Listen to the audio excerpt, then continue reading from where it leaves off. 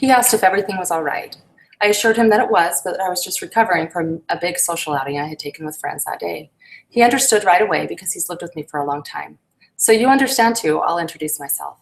Hi, I'm Alicia, and I'm an introvert. If you're asking yourself, what is an introvert? Don't worry, I'm going to tell you. I want to first talk about several misconceptions that people have about what it means to be an introvert. The study of introversion has come a long way since Freud first described it as pathological, or a form of neuroses. Since that time, scientists have come to understand that being introverted is not just an absence or a failed attempt at being extroverted. It goes much deeper than that. Introversion, along with extroversion, is a personality trait that is physiological. While it is true that introverts tend to prefer aloneness and will often avoid social settings, and that they mostly prefer to observe and listen, it does not mean that they are innately shy, stuck up, unenthusiastic, lacking in opinions, antisocial, bored, or that they don't have the capability of being the life of the party or having many friends. Chances are we all know plenty of people that we might label as extroverted that are really introverts.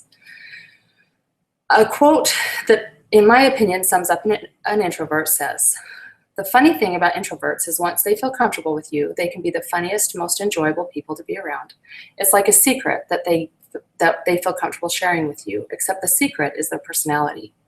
As Sophia Dumming puts it in her book, The Introvert's Way, quote, "The things extroverts think are great fun, parties, group activities, chatting up strangers, aren't fun for us, which marks us as strange to many people.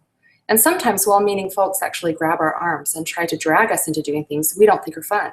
The hokey pokey, sing-alongs, bed and breakfasts. Sometimes we go to the theater and we get stuck in our own personal hell called audience participation.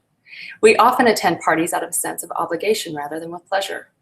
What makes a person an introvert is not that they can't do some of the things extroverts do, it's that they don't enjoy it. I spent some time in my life thinking maybe something was wrong with me. To explain, I enjoy my friends and have many, but rarely feel the need to socialize or for very long. I rarely, if ever, have prompted to get together. In fact, I go to a lot of social things, but secretly, deep down, I most often wish I was home. I have to mentally talk myself through an event where there will be a large group of people. I love to people watch, but I don't want to be the center of attention. I will go to great lengths to avoid the telephone or the doorbell. I feel worn out after social events and generally avoid them for a few days after that. It wasn't until I began to understand what it really means to be an introvert that I began to understand parts of my personality and why I am the way I am. So what makes an introvert an introvert? As I explained earlier, introversion and extroversion are physiological. We all give and receive energy in different ways. To explain further, here's this cartoon.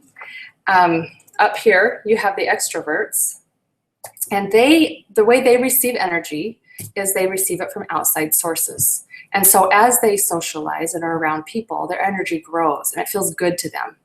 Introverts, him in the little hamster ball, introverts give energy away on contact with others. It's hard work. And so it often leaves them feeling depleted or needing to recharge or feeling exhausted after a social event. This one I think is funny, says, because this energy is a limited resource, they tend to see extroverts as obnoxious predators out to steal their sweet, sweet energy juices. That's why they have the hamster ball of personal space. Well, I don't think extroverts are obnoxious, but I am definitely an introvert. Does that mean that introverts don't need or like other people? No, not at all. Introverts need people and need to connect with others. They just do it in a completely different way. Introverts will speak up if they feel strongly about something. Introverts like small groups. They love one-on-one conversations where people share with each other. They self-disclose in the right setting and appreciate when others do the same. They like deep conversations. They like intense, deep relationships and tend not to care much for superficial ones. Here's just a picture of several famous introverts, just so you can see that they're all around us. Abraham Lincoln made this list along with Gandhi, Rosa Parks, Albert Einstein, J.K. Rowling. So if any of this has sounded familiar to you, or you see yourself in this, or your spouse comes home and you're curled up in a blanket on the couch, eating to recover from a social event, then you just might be an introvert too. Thanks for watching.